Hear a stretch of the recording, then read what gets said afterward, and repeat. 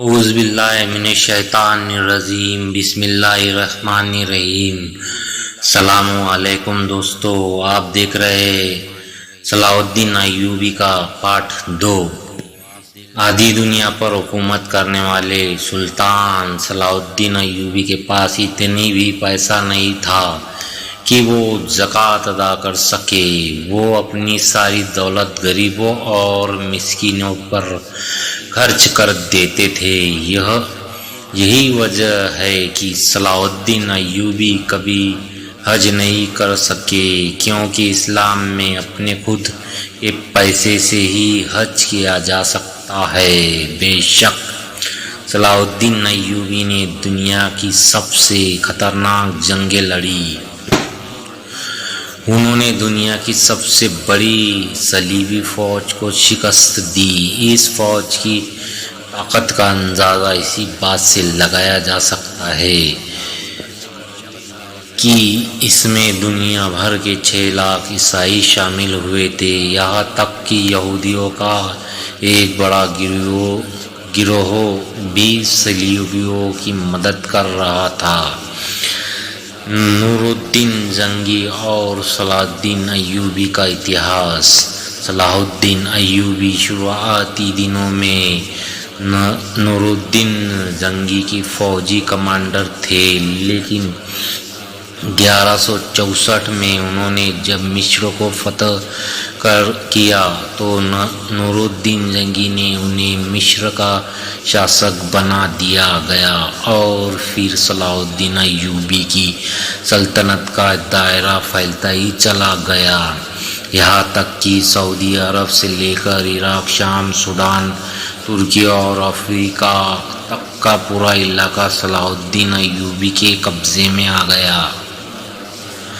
ماشاءاللہ، سلطان صلاح الدین ایوبی نے صلیبیوں سے لگاتار 12 سالوں تک جنگ لڑی۔ انہوں نے جنگ حطین میں اپنے 12,000 سپاہیوں کی مدد سے صلیبیوں کے 63,000 لشکر کو خاک میں ملا دیا۔ صلاح الدین کی انصاف پسندی کے دشمن بھی قائل تھے۔ انہوں نے بیت المقدس کو فتح کرتے ہی عیسائیوں اور یہودیوں کی معافی کا اعلان کر دیا۔ انہوں نے عیسائیوں کو نہ صرف بیت المقدس کی زیارت کی اجازت دی، بلکہ ان کے لیے کھانے پینے اور رہنے تک کا انتظام کیا۔ صلاح الدین ایوبی کے اس اخلاق سے یہودی اور عیسائی اتنا پربھاوت ہوئے کہ انہوں نے اسلام قبول کر لیا تھا۔ بے شک، ماشاء اللہ، سبحان اللہ، صلاح الدین ایوبی کے ہوتے ہوئے کسی میں مسلمانوں کی طرف آنکھ اٹھانے کی ہمت نہ تھی۔ یروشلم کے بادشاہ کے بھائی نے جب مسلم حاجیوں کے قافلوں کو لوٹا تو سلطان صلاح الدین ایوبی نے سارے عام اس کا قتل کر دیا۔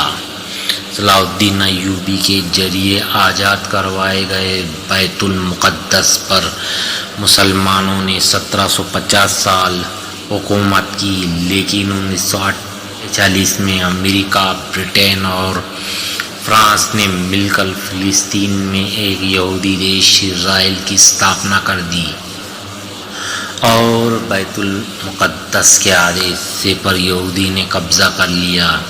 1967 میں ہونے والی عرب اور اسرائیل جنگ میں باقی حصہ بھی یہودی کے قبضے میں چلا گیا۔ بیت المقدس مسلمانوں کا قبلہ اول تھا۔ مسلمان پہلے اسی کی طرف منہ کر کے نماز پڑھتے تھے۔ حضرت محمد آپ صلی اللہ علیہ وسلم نے یہی سے معراج کا سفر طے کیا تھا، اور مسجد اقصیٰ میں ہی تمام نبیوں کی امامت کی تھی۔ بے شک صلاح الدین ایوبی نے اپنی پوری زندگی میدان جنگ میں گزار دی۔ انہوں نے 100 سے ادھک جنگیں لڑی اور زیادہ تر میں فتح حاصل کی۔ اسلامی اتہاس کا ہیرو بہت کم لوگ جانتے ہیں کہ صلاح الدین ایوبی حافظ قرآن بھی تھے۔ انہوں نے ماتر 15 سال کی عمر میں ہی قرآن حفظ کر لیا تھا۔ صلاح الدین ایوبی تقریت میں پیدا ہوئے تھے۔ یہ وہی شہر تھا جہاں بعد میں صدام حسین جیسا شہر پیدا ہوا۔ صلاح الدین ایوبی کو اسلامی اتہاس کا ہیرو کہا جاتا ہے۔ مسلمان صلاح الدین ایوبی کو آج بھی عزت کی نظروں سے دیکھتے ہیں۔ بے شک کچھ بیانات کرنے میں غلطی ہو تو ہمیں معاف کر دیجیے۔ خدا حافظ، دعا میں یاد رکھے۔